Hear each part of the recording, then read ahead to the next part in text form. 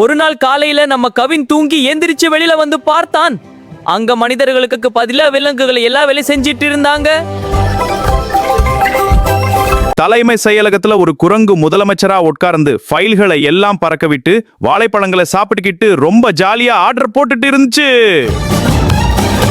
அமைச்சர்களே, இனிமே நம்ம தமிழ்நாட்டுல எல்லாருக்கும் தினமும் 1 கிலோ வாழைப்பழம் கண்டிப்பா இலவசமா வழங்கப்படும். இதுதான் என்னோட முதல் கையெழுத்து.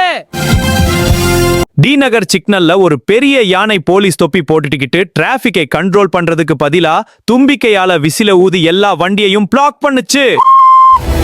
சென்னை பஸ்ஸை ஒரு பசுமாடு ரொம்ப அசால்ட்டா ஓட்டிக்கிட்டு போச்சு. உள்ள இருந்த மனித பயணிகள் பயத்துல கத்திக்கிட்டு இருந்தாங்க. காக்கா, பிரேக்கிங் நியூஸ்! இன்னைக்கு சாயங்காலம் வானத்துல இருந்து மழை பெய்யறதுக்கு பதிலா நெல்மணிகள் மழையா பெய்யும்னு நாங்க அறிவிக்கிறோம்.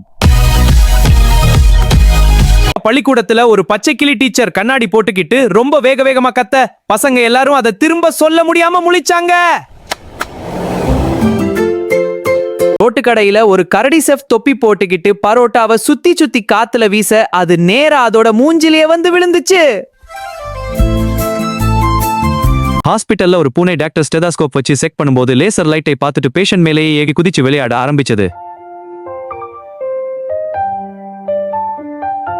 சாயங்காலம் விலங்குகள் எல்லாரும் மனிதர்களோட வேலையை செஞ்சு ரொம்ப டயர்ட் ஆயிட்டாங்க.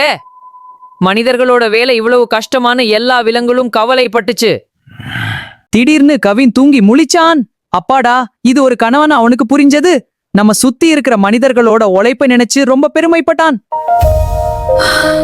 நம்ம ஊர்ல கஷ்டப்பட்டு வேலை செய்யற துப்புரவு தொழிலாளர்கள், போலீசார், டிரைவர்கள் எல்லாருமே உண்மையான சூப்பர் ஹீரோஸ் தான்.